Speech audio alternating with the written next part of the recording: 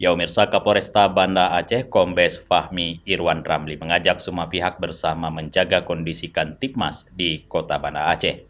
Pesan tersebut disampaikan Kapolresta saat menghadiri peringatan Maulid Rasul di Markas Al-Islah Al-Ziziyah Luang Bata, pimpinan Tubul KNI Tanjungan pada Selasa 10 Januari 2023.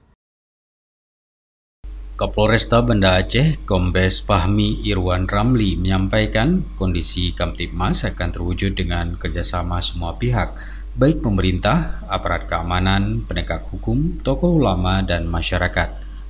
Dengan kondisi keamanan dan kenyamanan dijaga bersama, maka pada tahun 2023 ini, semua aktivitas kehidupan dapat berjalan dengan baik, seperti aktivitas ibadah, perdagangan, perekonomian, pariwisata, dan sektor kehidupan lainnya. Ya, ini kan kita ada undangan Maulid kemari.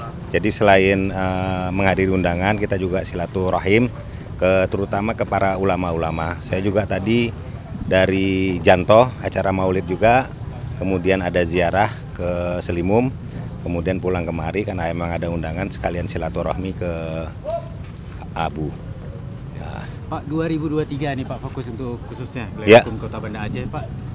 Insya Allah kalau kita semuanya kompak, satu visi untuk mengamankan Kota Banda Aceh, menjaga keamanan ketertiban masyarakat sama-sama, insya Allah aman-aman aja, insya Allah.